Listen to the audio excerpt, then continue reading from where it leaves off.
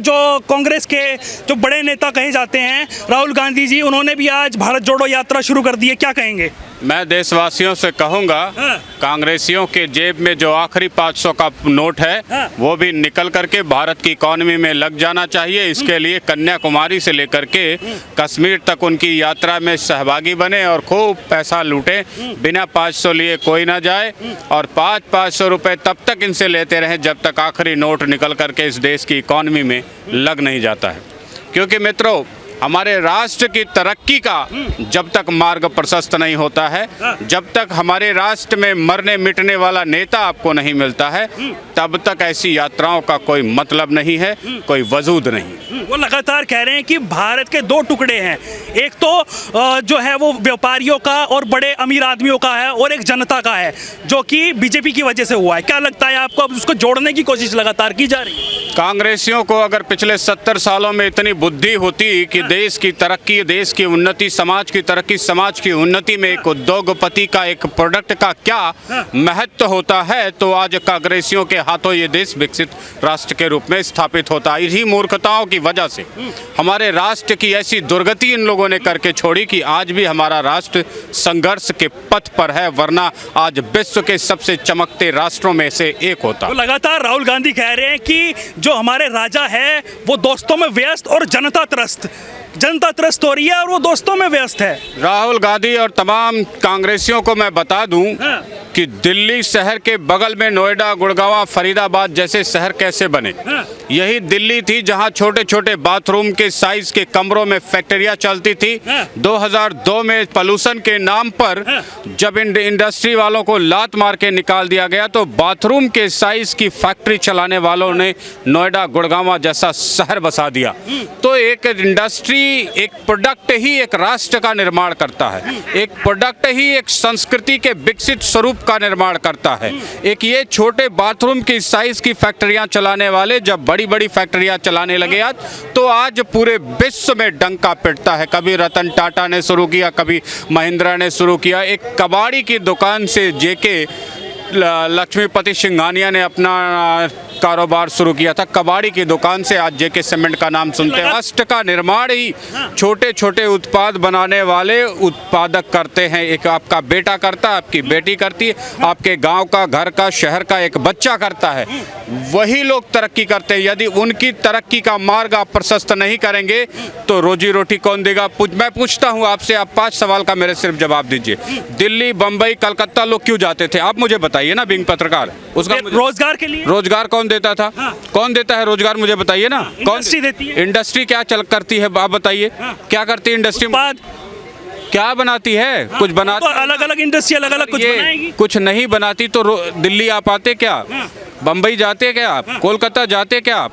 तो जो दिल्ली शहर में पूरे देश से या कलकत्ता, बम्बई, चेन्नई का, मद्रास लोग जाते हैं, वो सिर्फ और सिर्फ इसलिए कि वहाँ कोई प्रोडक्ट बनाने वाला एक कंपनी वाला है और उसी में उसको रोजी रोटी मिलती है। वो सेल्स, मार्केटिंग, परचेज। लगातार हल्ला बोल हो रहा है, कह रहे हैं कि महंगाई और बेरोजगारी पे इतना बुरा हाल हो चुका है कि हमारा देश कहाँ जा रहा है, लोकतंत्र की हत्या हो रही है। सुनिए मेरी बात, देश में बेरोजगारी और रोजगार पैदा कौन करता है इसे समझने की जरूरत है। एक एग्जाम्पल है बिहार।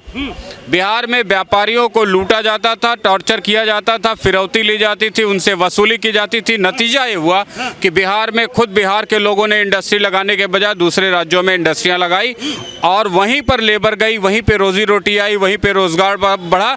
तो ये जो बेरोजगारी का डंका पीट रहे कांग्रेसी हैं, इनको पहले पता लगाना चाहिए कि रोजगार पैदा कौन करता है। रोजगार पैदा करने वाला वो छोटा सा बच्चा है जो चाय की दुकान चलाता है और एक लेबर रखता है, समोसे की दुकान चलाता है, एक लेबर रखता है, खराद की दुकान रखता है, 2 मिस्त्री रखता है। ये लोग रोजी रोटी पैदा करते हैं और जिन्हें पता नहीं है वो सिर्फ देश में बेरोजगारी बढ़ रही है। कैसे बेरोजगारी बढ़ रही है?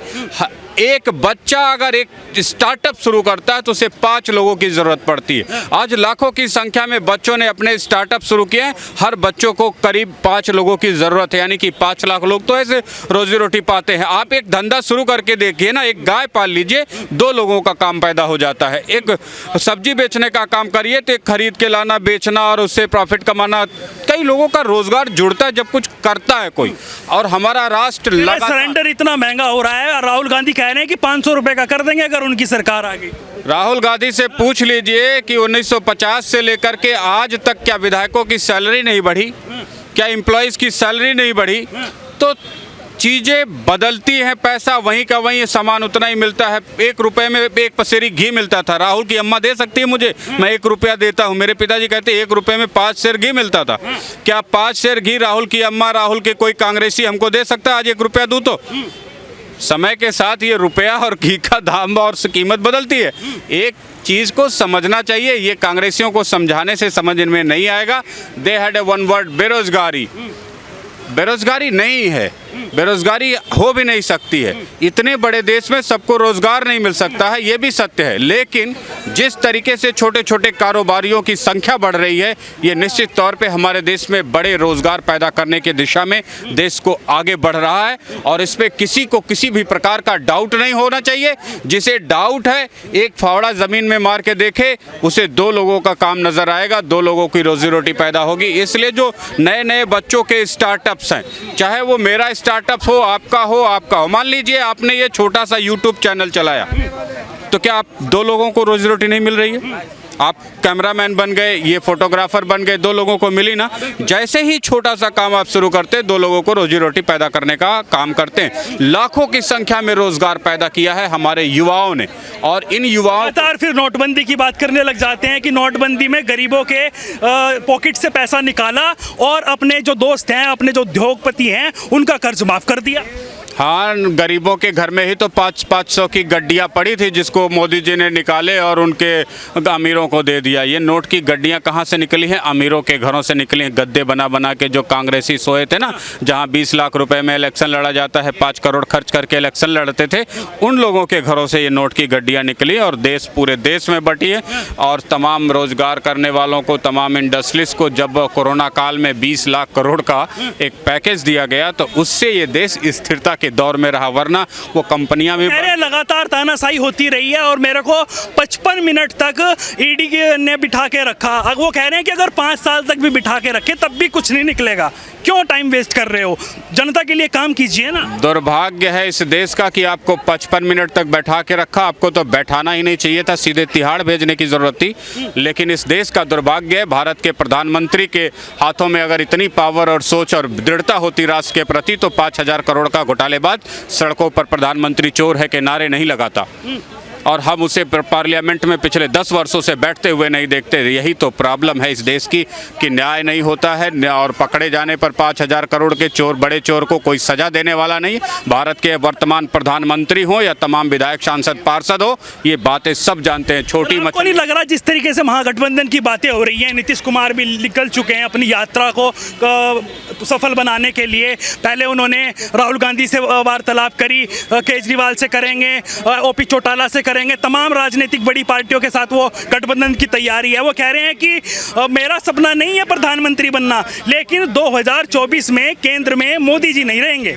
ये एक बात मैं बता दूं, इसी इलेक्शन के बाद नीतीश कुमार को कोई नीतीश कुमार कहने वाला नहीं मिलेगा। बिहार से लेके इंडिया भर में वो अपने वजूद की चिंता करें, अपने अस्तित्व की चिंता करें, अपने विचारों की चिंता करें, अपने मिट्टी की चिंता करें, अपनी ज़मीन की चिंता करें। उन्हें मोदी और भारतीय जनता पार्टी या भारत की चिंता करने की ज़रूरत नहीं। हाँ, अब लगातार जिस तरीके से कैंपेन चल रहा है गुजरात चुनाव को लेकर, आने वाला चुनाव है, तो पहले तो केजरीवाल गए हुए हैं, अब राहुल गांधी भी चले गए। उन्होंने कहा कि 300 यूनिट बिजली वो भी फ्री देंगे। 300 यूनिट बिजली, मेरे कमाई, मेरे टैक्स के पैसे को उड़ा उड़ा करके सत्ता में बैठने का जो लोग अपना सपना देख रहे हैं, उनका सपना भगवान करे पूरा हो और जनता उनको ऐसे लतार के कूटे कि फिर उनकी भी वही हालत हो जो 300 रुपये फ्री यूनिट की बिजली लेने वालों की हो रही है। रही बात केजरीवाल की, तो केजरीवाल के अपने विनोद नगर के दीवारों पर लगी टाइल कैसे उखड़ रही है। अभी 5 साल नहीं हुए जुमे जुमा उनके स्कूल को बनाए हुए, उसकी टाइलों की आधी दीवार अपने आप झड़ करके ज़मीन पर गिर चुकी है। ऐसे ही विध्वंसक और ऐसी ही घटिया निर्माण और ऐसी ही घटिया और राहुल गांधी बड़े बड़े वादे कर रहे हैं, कभी इधर से उधर न पलट जाए जनता। आपको नहीं लगता वो कह रहे हैं कि 10 लाख रुपए तक का फ्री इलाज देंगे इमरजेंसी आने पर लोगों को। 10 लाख का राहुल गांधी नहीं देंगे। देश का यही तो दुर्भाग्य है कि जनता से 100 गुना ज़्यादा टैक्स लेकर के 10% भी काम इस देश की भलाई के लिए नहीं लगाया जा रहा है। आज दिल्ली का बजट 70,000 करोड़ है और एवरेज 1000 करोड़ एक विधानसभा में पड़ता है। आप किसी विधानसभा में 200 करोड़ का भी खर्च होता हुआ दिखा दीजिए तो मैं मान जाऊंगा कि दिल्ली की सरकार में विकास का कार्य हो रहा है। एक्चुअली 50,000 करोड़ रुपए लूटे जा रहे हैं, मात्र 20,000 करोड़ रुपए से ये दिल्ली की सरकार चल रही है। एजुकेशन सिस्टम वीक है हमारा, 3000 नए स्कूल खोलने की बात कर रहे हैं राहुल गांधी जी। आपको नहीं लगता वोट देनी चाहिए? कहाँ पे 3000 स्कूल खोलेंगे? पिछले 70 सालों से तो उन्हीं की सरकार थी। एक वर्ल्ड क्लास स्कूल का नाम बता दें जो बच्चों को उन्होंने समर्पित किया है। राष्ट्र में स्कूलों की दशा ऐसी है कि अगर भैंस छोड़ दो तो भैंस उधर मुंह उठा के नहीं देखती। ऐसे स्कूलों से ये देश चल रहा था। अब जो थोड़ी बहुत आया है परिवर्तन, उसमें वो कह रहे हैं, कहने दीजिए। ऐसे बहुत सालों से कांग्रेसी कहते आए हैं, लॉलीपॉप बांटते आए हैं। जनता ने बड़े अच्छे तरीके से समझा है। अब वो सोशल मीडिया का जमाना, जो अभी सरकार है वो किसानों के हित में फैसले नहीं लेती है। वो कह रहे हैं 10 लाख रुपए का कर्जा माफ करेंगे किसानों के लिए। 10 लाख रुपए का कर्जा किसानों का माफ करने से तो जनता का भला हो सकता है, लेकिन 10,000 करोड़ का घोटाला, कॉमनवेल्थ गेम का 70,000 करोड़ का घोटाला करके कौन से देश का तरक्की और राष्ट्र का निर्माण होता है? मुझे बताएं राहुल गांधी। पहले उस घोटाले को जमा करवा दे भारत सरकार के अकाउंट में, फिर मैं बात करता हूँ कि वो किसानों के बिल और माफ करने से क्या फर्क पड़ता है। किसानों का बिल माफ किया जाना चाहिए क्योंकि किसान खेती करता है, बहुत सारे सैकड़ों प्रकार के रिस्क हर दिन, एक दिन सुबह शाम दोपहर उसके लिए एक रिस्क की तरह होता है। उसमें अगर आप किसानों को थोड़ी बहुत राहत देते हैं तो ऐसी कोई बड़ी बात नहीं है, गलत बात नहीं है। ये होना चाहिए और इसे ज़रूरत पड़ने पर अभी इस समय उत्तर प्रदेश कोरोना पीड़ितों को 4-4 लाख रुपए की बात अभी इस समय उत्तर प्रदेश में सूखा पड़ा हुआ है। धान की खेती को बचाना बहुत मुश्किल हो रहा है। ऐसे में अगर अपने किसानों को आप नहीं देंगे तो राहुल गांधी क्या ईंट पत्थर सीमेंट बालू गिट्टी खाएंगे अपने घरों में बैठ करके, दिल्ली शहर में बैठ करके?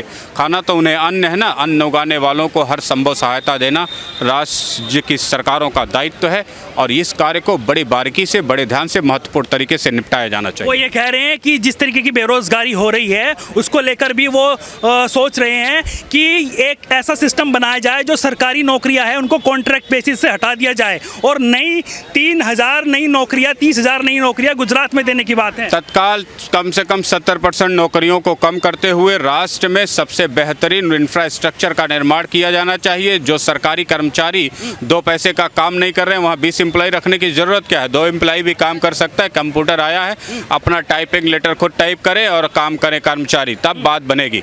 ये नहीं आप बोल करके भी टाइप करने का ज़माना आ गया है। अब तो एम्प्लॉय और कम कर देना चाहिए। सरकारी एम्प्लॉयज़ को बढ़ा करके सरकार पे लोड क्यों बढ़ाना? मैं पूछता हूँ, 70,000 करोड़ का दिल्ली का बजट है, 1,000 करोड़ रुपए करीब हर साल एक विधानसभा में लगता है। 5 साल का मान ले एवरेज तो 5,000 करोड़ रुपए एक विधानसभा में आता है बजट।